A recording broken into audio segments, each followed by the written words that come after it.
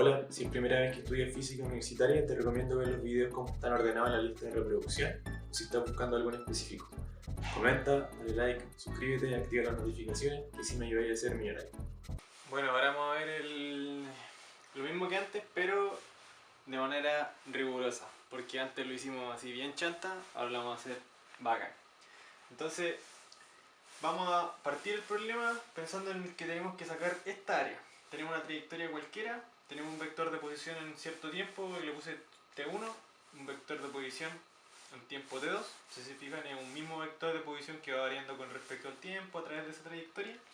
Y nosotros lo que queremos es calcular el área que está barriendo ese vector de posición, toda esa área que depende de la trayectoria.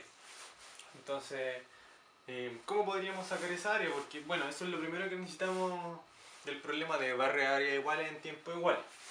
Entonces, como es un problema extraño, lo vamos a partir primero para hacerlo de forma discreta. Entonces, si se fijan, acá traté de hacerlo como que fuera la misma curva que esta de acá. Y vamos a aproximar esta área continua, esta línea continua, de una forma discreta. Entonces, si se fijan, tenemos un vector R1 y otro vector R camino 1, este que dice sub C1, un vector R2, otro vector camino 2, R3, camino 3, R4, camino 4. Entonces, este es el vector de posición y este vector me indica hacia dónde se va a mover el objeto después. Aquí está el objeto, entonces se va a mover para acá. Después va a estar aquí el objeto, se va a mover para acá y así. Si se dan cuenta, R1 más R camino 1 me da R2. R2 más R camino 2 me da R3 y así. Cada uno de estos vectores de posición más el vector de camino respectivo generan un triangulito y ese triangulito tiene cierta área. Y si se dan cuenta, el área de estos 4 triangulitos que tengo acá me va a dar el área total. Entonces, aquí lo podemos ver, área total sería el área 1 más el área 2 más el área 3 más el área 4. Entonces, nuestro problema ahora va a ser tratar de encontrar el área 1 de estos triangulitos y después encontrar la manera de hacer triangulitos tan pequeñitos que al sumar todos esos triangulitos pequeñitos nos dé exactamente el área continua. Ya va a ser un problema en el fondo de pasar de algo discreto a algo continuo, o sea, de una sumatoria a una integral. Entonces, ¿cómo encontramos uno de los áreas de esos triángulos pequeños? Vamos a sacar solamente este de acá. Tendríamos aquí el origen, ¿cierto? Que está acá. Nuestro vector de posición 1 y el vector de camino 1. Tenemos que encontrar esa área que barre nuestro vector de posición, ¿cierto? En ese caminito. Entonces, ¿de qué nos vamos a ayudar ahora? Del producto cruz. ¿Por qué? Porque hay que recordar que el producto cruz entre dos vectores, el módulo de ese producto cruz nos da el área de un paralelogramo generado por esos dos vectores. Entonces, fíjense que si dividimos este paralelogramo en su diagonal, ¿cierto? En dos, nos va a dar justamente el área del triangulito que nosotros estamos buscando. Entonces, hay que aprovecharse esa propiedad. Tenemos que el ángulo entre los dos vectores, ¿cierto? Es como si nosotros agarráramos el segundo vector y lo trasladáramos juntando las dos colas de ambos vectores. Este sería el ángulo, ¿cierto? Entonces, aquí está la fórmula, ¿cierto? Área sería R1 cruz el vector de posición, o sea, el vector del camino 1. Pero como a nosotros nos interesa solo la mitad, o sea, el triangulito, sería R1 cruz R camino 1 dividido en 2. O sea, el área del paralelogramo dividido en la mitad. Eso es lo que estamos buscando. Ahora hay una cosa súper interesante, una cosa geométrica que igual tiene un interés físico, y es que voy a trasladar este dibujo acá. Fíjense que acá tenemos nuestro primer vector, el segundo vector, ahí está el ángulo, ¿cierto? El ángulo que forma el vector del camino con el vector de posición, que está aquí, también está acá. Y fíjense que el producto cruz, recordemos que la fórmula para sacar el módulo es el módulo del primero, el módulo del primero, el módulo del segundo por seno del ángulo, o sea, este vector de aquí. Sería la magnitud de este vector por la magnitud de este vector. Eso es el producto cruz entre este vector y este vector. Si se dan cuenta, base por altura generaría esta área. ¿Se fijan en el área roja? ¿Qué me está diciendo? Que el área de este paralelogramo es exactamente igual, el área de este paralelogramo es igual al área de este paralelogramo. Y esa es una de las proposiciones de Euclides, que está contenida en el fondo dentro de la definición de producto cruz.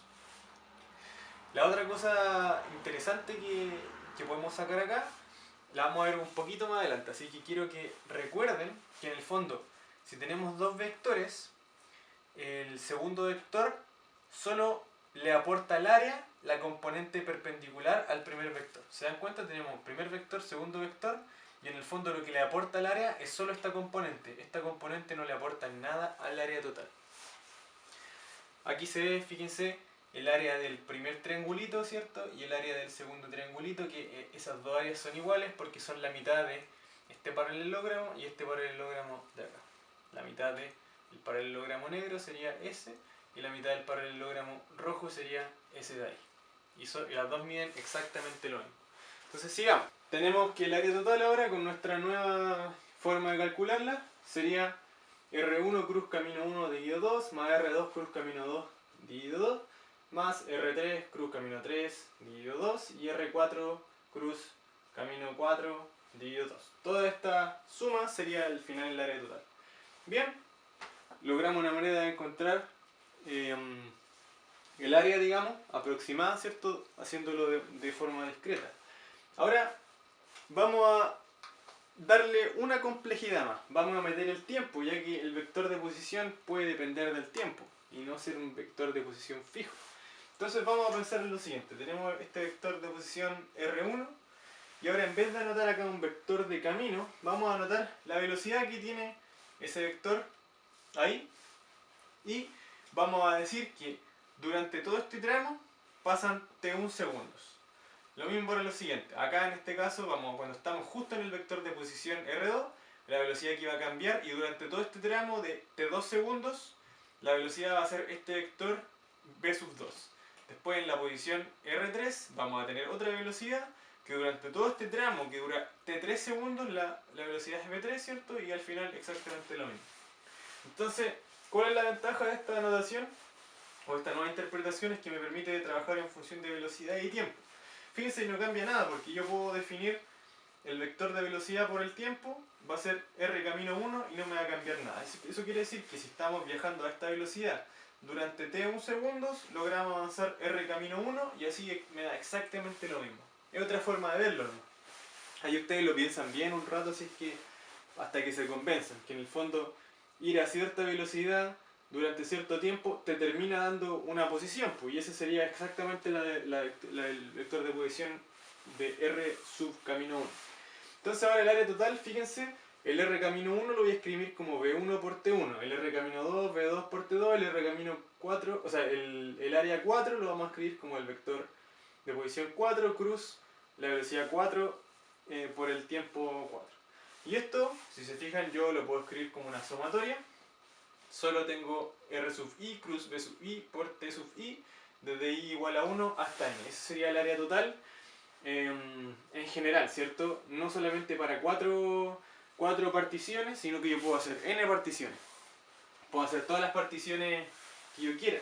Si se dan cuenta, si yo hago infinitas particiones, en donde cada una de las particiones tiene tiempo, el tiempo que dura es infinitesimal, se aproxima a 0, esto se transforma efectivamente en una integral.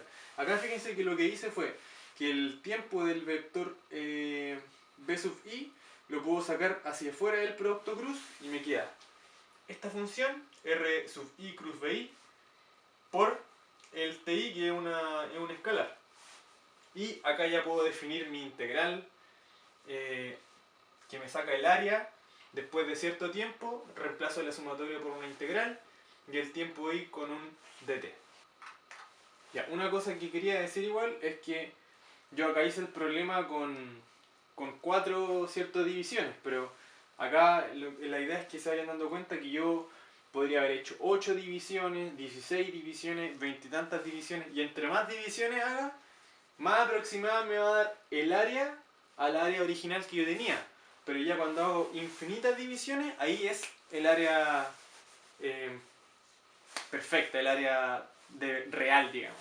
Entonces queda por esa integral que nosotros estamos definiendo, ¿cierto?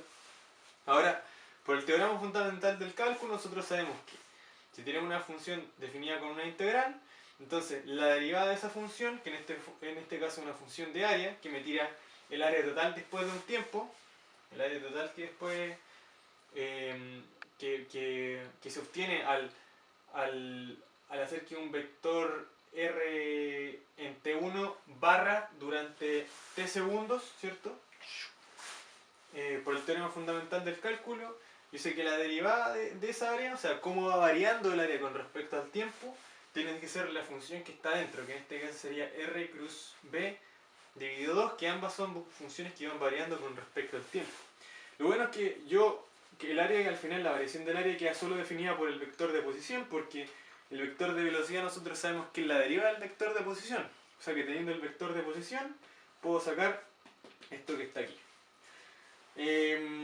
Una acotación es que, si se dan cuenta, lo que le había dicho antes del paralelogramo, si tenemos por ejemplo un vector de posición y un cierto vector de velocidad, solamente nos va a aportar al área en ese instante la parte perpendicular al vector de posición. O sea, en este caso sería el módulo de b por seno del ángulo. Eso es lo que me está aportando el área, no el módulo de la velocidad en realidad, sino que la parte perpendicular, la parte que me hace girar de hecho. Eso es lo que me aporta al cambio del área. Y eso es interesante porque ahí es donde se mete el momentum angular de hecho. Ahí eso es como para que ustedes lo piensen, que solo me hace que si el vector de posición en un instante se va agrandando, eso no me aporta tanto el área, me aporta en realidad lo que hace que el vector de posición gire. Esa parte de la velocidad.